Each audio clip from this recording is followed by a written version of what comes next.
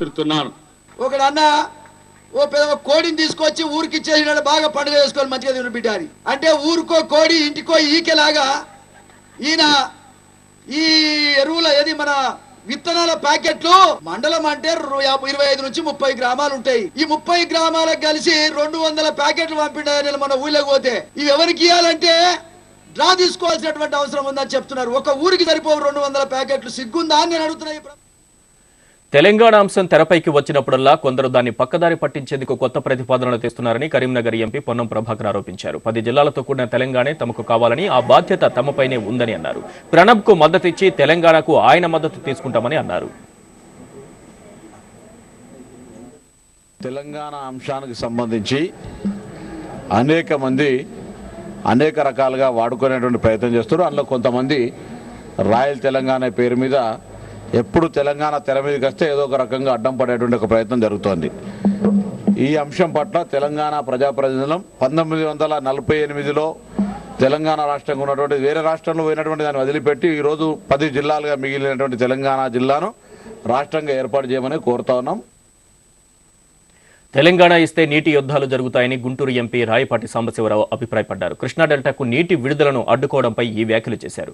అభ్యంతరాలుంటే ప్రభుత్వం దృష్టికి తీసుకెళ్లాలని సూచించారు. అయితే తెలంగాణపై కేంద్రం అందరికీ ఆమోదయోగ్యమైన నిర్ణయం తీసుకుంటుందని రాయపాటి ఆశాభావం వ్యక్తం చేశారు. అనాదిగా కృష్ణా జిల్లా, గుంటూరు జిల్లాలో తెనాలి తాలూకా కానివ్వండి, ఏరియా అంతా కూడా వరి పండించడానికి ఆనాడు బ్రిటిష్ ప్రభుత్వం వారు ఏర్పరిచినటువంటి ఈ కెనాల్ని ఇవాళ తెలంగాణ నాయకులు అడ్డుకోవటం చాలా పొరపాటు, తప్పు.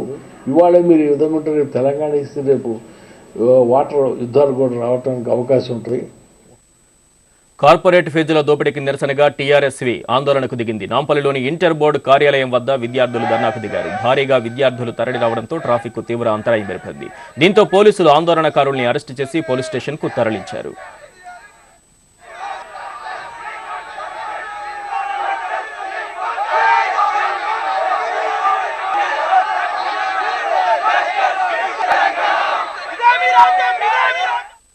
దాదాపు మెమోరాండం ఇచ్చి 25 రోజులు దాటిపోయినా కూడా నిమ్మకు నిన్నట్టుగా ప్రభుత్వం వ్యవహరిస్తుంది. కాబట్టి దానికి ప్రతికూలంగానే మేము దాదాపు తెలంగాణ 10 జిల్లాల నుండి వందలాది మంది విద్యార్థులు తరలి వచ్చారు. ఈరోజు బోడా పెట్టమని ధర్నా పెట్టారు. ఇప్పటికీ ప్రభుత్వం స్పందించకపోతే రాబోయే రోజు కోర్టు ఆశ్రయిస్తాం. తెలంగాణ ఉద్యమాన్ని మా భుజస్కంధాల మీద ఏ విధంగా తీసుకొని నడిపించాము, అదేవిధంగా ఈ కార్పొరేట్ కళాశాల ఉద్యమాన్ని కూడా తెలంగాణ రాష్ట్రం భుజస్కంధాల మీద తీసుకొని ఈ కార్పొరేట్ కళాశాల పడతామని హెచ్చరిస్తున్నాం. తెలంగాణ రాష్ట్రం విద్యార్థి భవన్ తరఫున పెద్ద ఎత్తున ఈ ఆందోళన కార్యక్రమం చేపడతాం.